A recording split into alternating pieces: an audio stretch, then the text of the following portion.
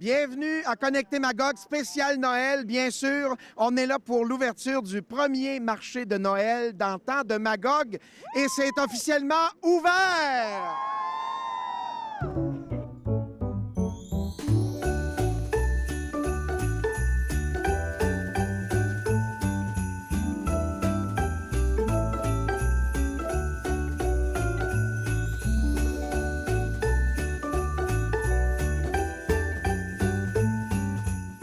Un nouvel événement dans une ville comme Magog, bien évidemment, il faut parler avec la mairesse parce que ça se crée un événement comme ça, mais avec beaucoup de soutien aussi d'un peu partout. Nathalie Pelletier, bonsoir. Bonsoir.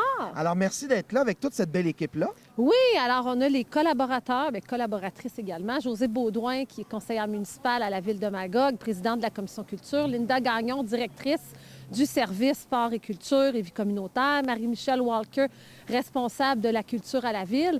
Jean-Simon Paradis Charlebois et Isabelle Creusot qui sont du marché public. Isabelle qui a 2 chapeaux parce qu'elle elle aide aussi à la ville. Puis il y a Nancy Duchesne qui n'est pas avec nous, mais qui a travaillé beaucoup aussi au niveau de la ville là, pour la concrétisation de ce bel événement.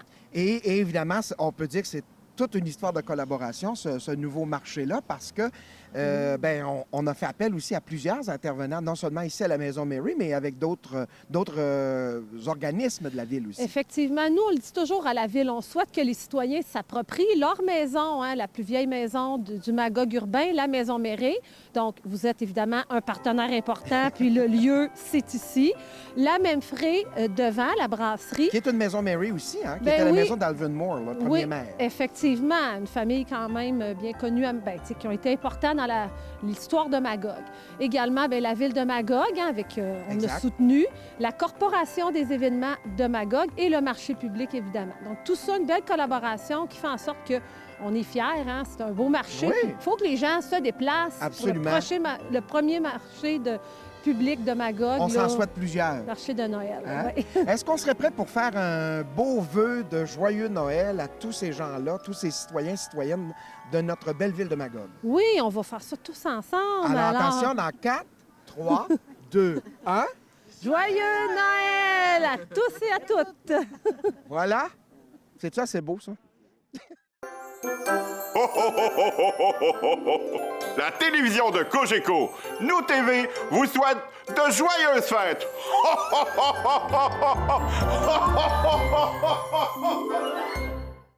Le 24 novembre dernier, le Canadien Pacifique a fait passer son train de Noël et la ville de Magog a été chanceux, juste près de la Maison Mary, ici derrière. On a pu le voir passer. On a réservé des images pour vous.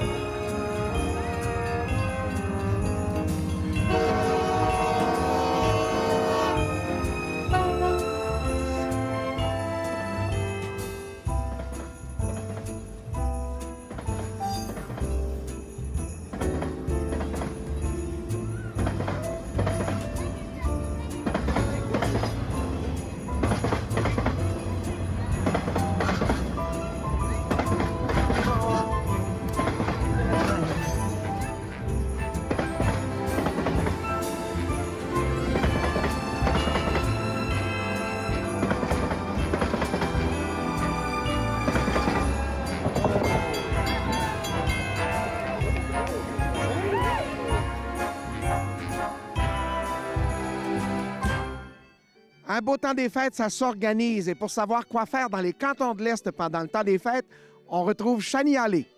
La période des fêtes est enfin arrivée. On est plusieurs à être en congé. Et si vous cherchez de l'inspiration, des idées d'activités, bien, vous ne serez pas déçus parce qu'il y en a à la tonne dans les cantons de l'Est. Donc, la première activité dont je veux vous parler, elle se trouve du côté de Magog. C'est le retour de la traditionnelle promenade au flambeau au marais de la rivière aux Cerises. Une activité qui se déroule du 27 au 30 décembre.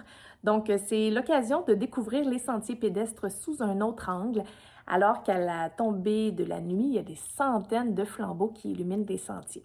Ça va faire une boucle d'environ 1,5 km, donc ça convient très bien aux enfants, une activité idéale à faire en famille. Ensuite, on se déplace du côté de Sherbrooke.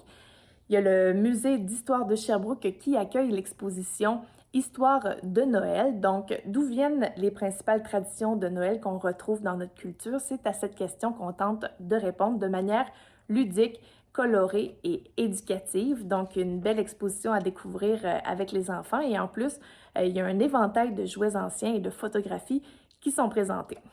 Si on reste à Sherbrooke encore, eh bien, il y a les lutins coquins peut-être qui ont quitté votre domicile le 24 décembre prochain. Si on veut prolonger le plaisir, eh bien, rendez-vous au centre-ville de Sherbrooke. Oui, le centre-ville pour la chasse aux lutins.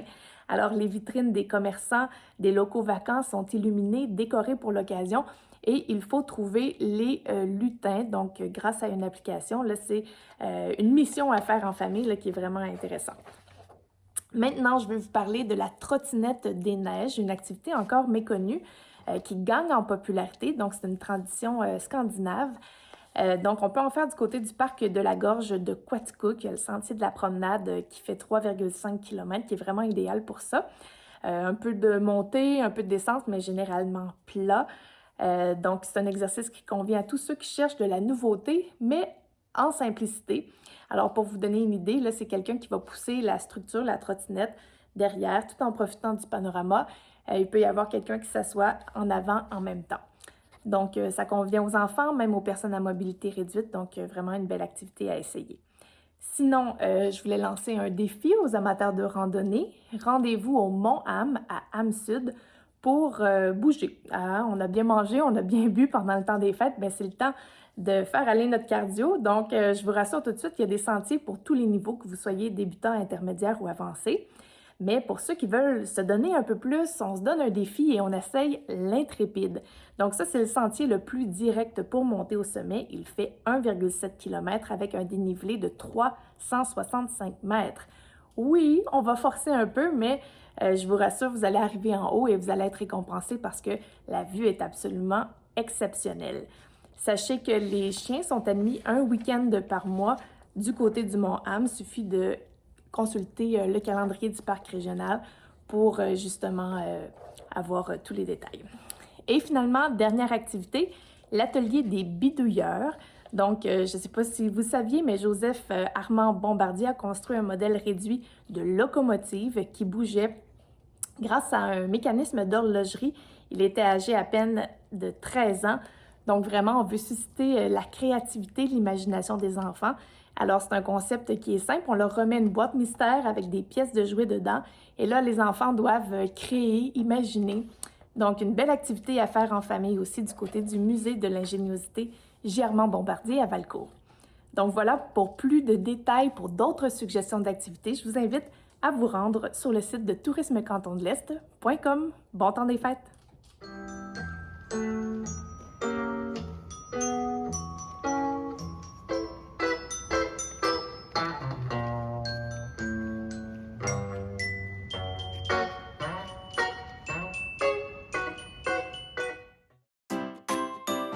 Faites comme votre voisin. Aimez la page Facebook de Nous TV et soyez mieux informés sur votre communauté. Nous TV, c'est vous.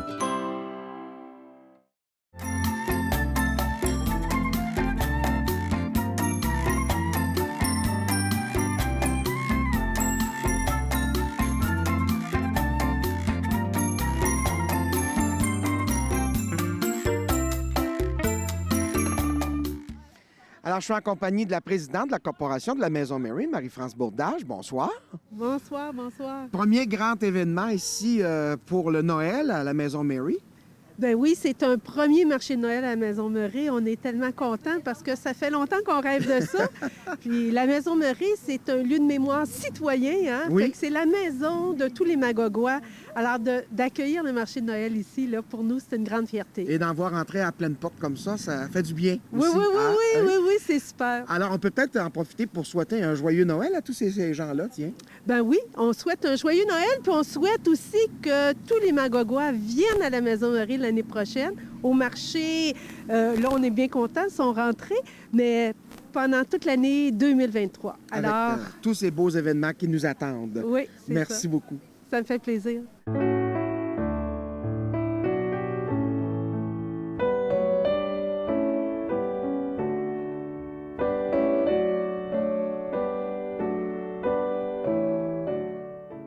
Évidemment, parler de Noël, c'est parler de tradition, c'est parler de décoration. Il y a beaucoup d'histoires et je le fais avec ma collègue Marie Lemonnier, qui est gestionnaire à l'action éducative et responsable des expositions ici à la Bonjour, Maison Éric. Mary. Bonjour. Bonjour. Noël, c'est comme un gros plat de bonbons pour l'histoire quand même. Oui, Hein? parce qu'il y a beaucoup d'histoires dans les traditions qu'on observe encore aujourd'hui. Ils ont toutes une origine, des fois, qui... Diverses, hein? Oui, diverses, vraiment. Mais qui doit beaucoup, en fait, surtout à l'époque victorienne. Puis c'est intéressant parce que la maison, elle date, entre autres, de cette époque-là. Oui. Et il y a beaucoup de traditions qu'on observe encore aujourd'hui qui viennent de cette époque-là, et plus précisément, en fait, de la reine Victoria Ben, elle-même. il faut préciser qu'on oublie, on a tendance à l'oublier, mais on est des sujets britanniques. Ben, veux pas. exactement, ben et la oui. reine Victoria, son mari, était allemand. Oui, exactement. Donc, le prince Albert, donc, qui venait de l'Allemagne, puis beaucoup de traditions, comme le sapin de Noël, venaient de ce pays-là, venaient donc de la Renaissance. Mais quand lui est arrivé à la cour, donc, d'Angleterre, il a amené ces traditions-là. Bien sûr. Puis des fois, j'appelle la reine Victoria un peu la reine de Noël, parce que Oui. c'est elle qui a instauré beaucoup de traditions. Le sapin de Noël grâce à son mari. Les chandelles, dans les Ça chandelles, existait déjà. Oh. Par contre, les boules de Noël, Ah elle, oui? elle est allée, en fait, elle est allée en Allemagne, elle a vu ça dans les magasins là-bas et elle est tombée en amour avec cette décoration-là. Puis c'est elle qui a ramené ça en Angleterre. OK. C'est pour ça qu'en Amérique et éventuellement donc au Canada, en fait, dans tout l'Empire britannique, donc on va utiliser ces traditions-là. Apparemment aussi que c'est la reine Victoria qui a envoyé la première carte postale de Noël. Oui, parce qu'on Ouais. on a tendance à l'oublier, mais ça vient de l'Angleterre. Oui, ça, la cette première tradition. carte commerciale qui a été imprimée, elle a été imprimée à Londres. Donc, s'il y a encore des gens aujourd'hui qui n'utilisent pas le email puis qui écrivent encore à leurs proches, Ah, bon, mais oui, ils- la carte de Noël, il faut que ce soit. ben, écrire la même. Ben je pense oui. que oui, moi aussi. Mais on doit ça à la reine Victoria, puis des fois, on ne sait pas Ben, quand même. que ça vient d'aussi Une loin. reine quand même importante. Oui, extrêmement pour le Noël. Après ça, on tombe à Élisabeth II, Oui. dans d'autres sortes de traditions.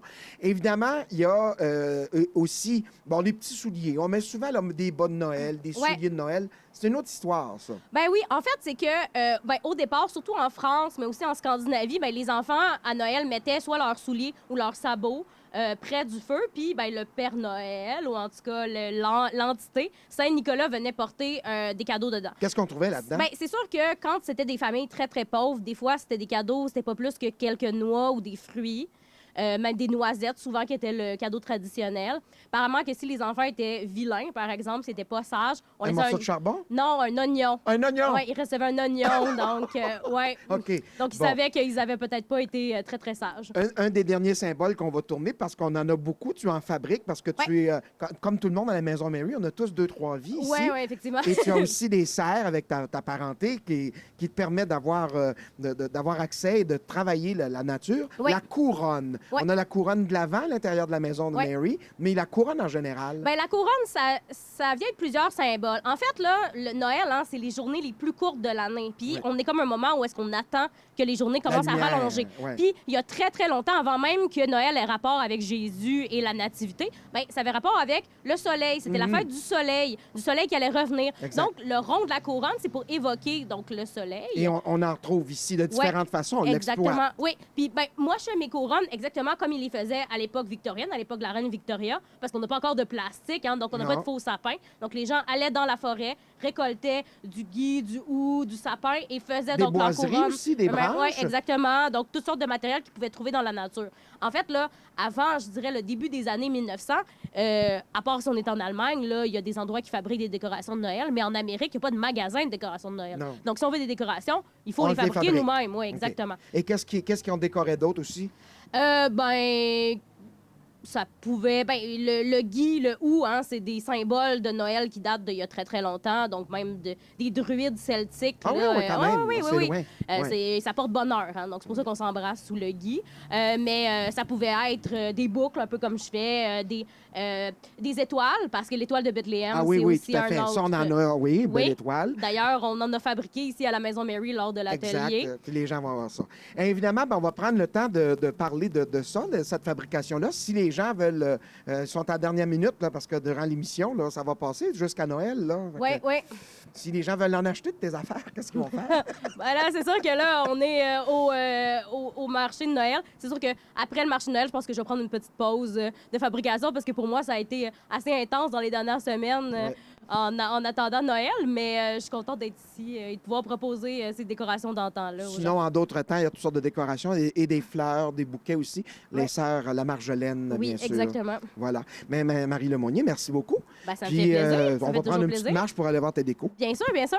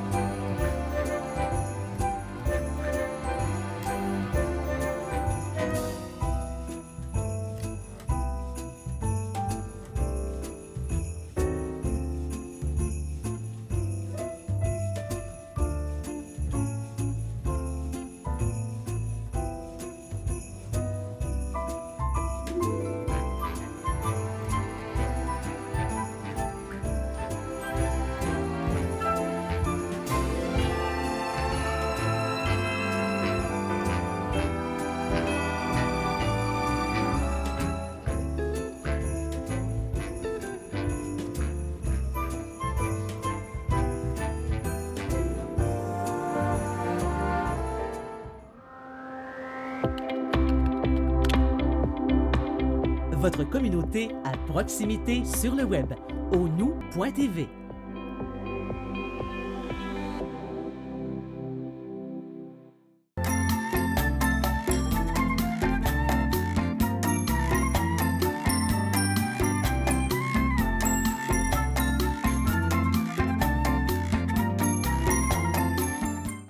Durant tout le temps des fêtes, il y aura bien sûr à Nous TV une programmation du temps des fêtes et on en parle avec le gestionnaire de la programmation Nous TV Estrie, Renaud Lompré. Bonsoir. Oui, bonsoir Éric, ça va bien? Bien sûr, bien oui. sûr, ça peut pas aller mal. Belle soirée, hein? On est bien, puis Ouais. on a un temps des fêtes qui s'annonce avec beaucoup d'activités. Oui, pas de neige, mais beaucoup d'activités. Oui, c'est ça. Ben, en effet, la programmation des fêtes, c'est toujours très attendu de la part des clients de Cogeco. Ça va se passer du 17 décembre au 8 janvier sur la chaîne 555. Vous savez, Cogeco a 16 stations en région. Alors, on met tous les contenus qui sont produits par toutes les équipes partout au Québec en commun et on offre une programmation réseau conjointement à la programmation locale. Donc, ça fait une offre vraiment diversifiée et en tout cas pour tous les goûts. Et on en a fait des nouveautés aussi cette année, entre autres. Il y a des belles choses qui vont apparaître. Là. Bien, au niveau local, la semaine dernière, comme vous le savez, on a diffusé en direct le défilé. On va le reprendre pour le bénéfice des gens qui veulent le revoir, les familles qui veulent le revoir. Nous étions, il y a quelques jours à peine, ici, à la Maison Mérée pour enregistrer un spécial du Jour de l'An. Exact. Du Jour de l'An chez les C'était Mérées. bien agréable, d'ailleurs. Oui, oui, avec M. Bergeron et ses invités, les boomeuses, entre Voilà, autres, alors entre qu'ils ont mis le feu au sens figuré ici, dans la Maison Mérée. Donc, ça a été une belle soirée. On a hâte que vous puissiez voir ça. C'est pour bientôt. Et puis, évidemment, donc, cette programmation-là, les gens peuvent la rattraper et il y aura peut-être d'autres endroits pour la rattraper s'ils ont manqué plusieurs rediffusions, dans le fond. Oui, quand je parlais du 17 décembre au 8 janvier, c'est principalement concentré entre 18h30 et 3 heures. Parfait. C'est 50 heures de programmation originale, environ 45 titres d'émissions différentes, des émissions de musique, des ensembles choraux, du chant, des émissions pour enfants, défilé de Noël. Vraiment, là, quand on dit diversifié, ça sera le cas. Ça vaut la peine. Hein. Et puis, évidemment, ça prend toute une équipe qui se promène sur le terrain pour faire ce genre d'émission-là aussi. Comment ça se passe, ça, dans ce temps-là? Bien, on a une équipe dévouée, mais ces projets-là ne se font pas sans la part de la communauté. Alors, généralement, ce sont des projets qu'on nous présente et puis on appuie les projets de nos communautés. Vous savez, on est une télé accessible et l'équipe est très dévouée à produire et avoir du plaisir aussi. Hey, c'est pas désagréable. C'est surtout avoir du plaisir en le faisant. Oui, c'est très important. Ben oui. Parce qu'on veut le transmettre aux gens qui sont à l'autre côté de l'écran aussi. Il faut que ça passe à travers l'écran, effectivement. Bien, oui. Est-ce qu'on a des projets 2023 qu'on peut développer, dévoiler? Des choses qui s'en viennent? Ou... Oui. En fait, vous savez, avec la transaction de câble Action, exact. On va agrandir un peu notre terrain de jeu pour vraiment s'étendre dans la MRC Memphremagog, notamment. Donc, oui, il y a des beaux projets à venir, mais je me garde une petite réserve. Pour revenir au mois de janvier, peut-être. Ben oui, exactement. Au retour du 23 janvier. Tenir les gens en haleine. Ah ben, c'est le temps de souhaiter joyeux Noël à tous ces gens-là. Oui. Joyeuses fêtes. Ah bien, à tous les téléspectateurs de Nous TV, je vous souhaite d'agréables fêtes. Alors, l'équipe se joint à moi pour vous souhaiter une magnifique année. Prenez soin de vos proches, prenez soin de vos amis. Profitez-en en famille, c'est très important. Voilà, ben merci beaucoup. Ça me fait plaisir. Nous TV, c'est vous.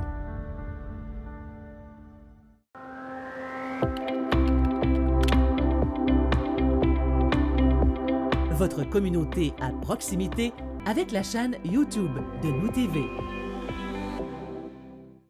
Toute bonne émission de Noël qui se respecte, bien sûr, on raconte une histoire et on a trouvé la Mère Noël pour nous raconter un conte. Et bonjour, je vais te raconter l'histoire de Marco et Théo, le petit canard et le cerisier magique. Là, on s'en va au Brésil, ils sont dans une cerisette, OK? Là, naturellement, en arrivant là, il y a un polichinelle qui est allongé au pied d'un cerisier magique. Autrefois, ces arbres produisaient des cerises d'or, déclare le polichinelle un peu songeur à Marco et à Théo, le petit canard. Regarde mieux, cet arbre magique regorge de fruits d'or, rétorque Théo. Tu vois des fruits d'or, toi? Demande le polichinelle avec étonnement. Bien sûr, nous voyons tous les deux, confirme Marco. Pendant qu'ils discutent, une horde de pucerons en quête de sève se jette sur le polichinelle pour se nourrir. Mais si cet arbre produisait vraiment des fruits d'or, dit le polichinelle en se relevant d'un bond, le patron chasserait ces puces encombrantes avec de l'ail, conclut-il en se secouant. Nous pouvons le lui suggérer, propose Théo, le caneton, en voyant s'approcher l'arboriculteur. Le patron ne gaspillera jamais de l'ail pour chasser des pucerons autour d'un arbre mort, les informe le polichinelle. Mais ce cerisier est vivant, le corrige Théo. Le patron affirme qu'il est mort, dit encore le polichinelle. Qu'est-ce qui se passe ici? Demande l'arboriculteur en voyant le polichinelle lutter contre une démangeaison incontrôlable.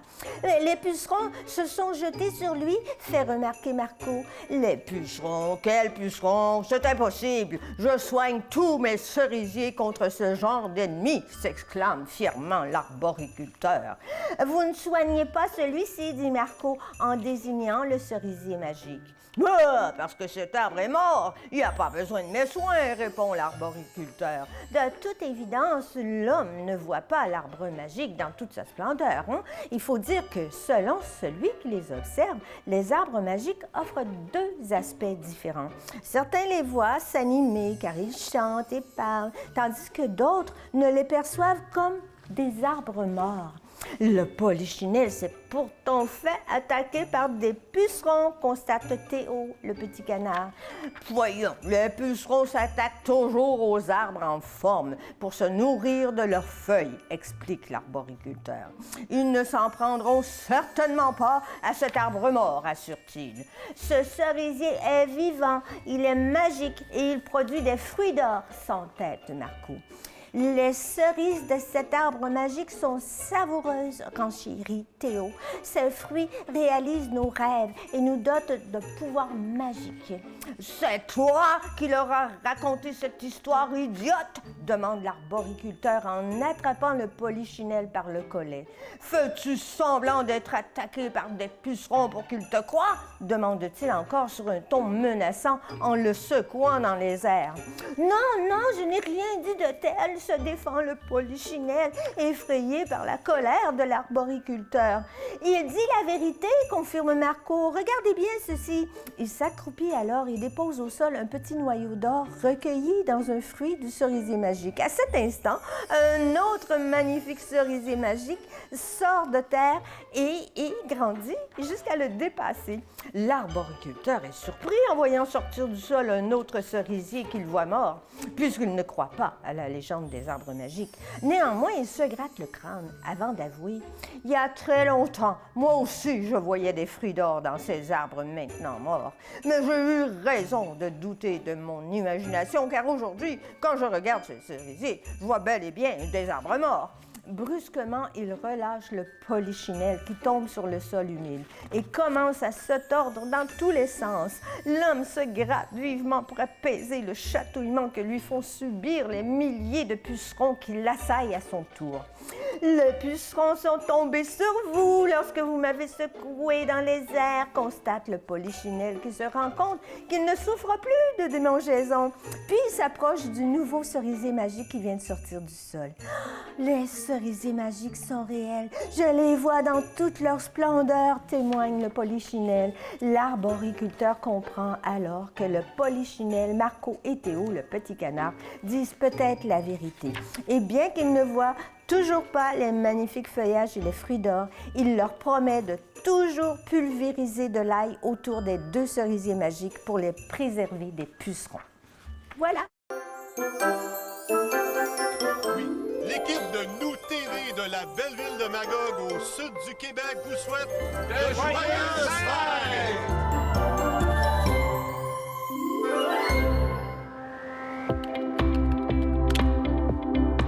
En tout temps, à proximité, restez connectés sur votre communauté.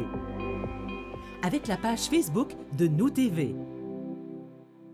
Alors, on arrive déjà à la fin de cette émission spéciale de Noël. J'espère que vous avez apprécié tout ça. J'espère aussi que vous allez passer du bon temps dans le temps qui s'en vient. Nous, de notre côté, on veut remercier tous les gens qui sont passés comme invités à Connecter Magog depuis cette belle saison, depuis le mois de septembre. Merci à toute l'équipe aussi qui est là, toujours derrière, nos bénévoles. Merci aussi à Renaud Lompré, le gestionnaire de la programmation de Nous TV Estrie. Merci, bien sûr, à vous qui êtes là de l'autre côté et qui continuez de nous entretenir là-dessus. Je vous souhaite joyeuses fêtes, bon Noël, profitez-en et on se retrouve le 23 janvier. À bientôt!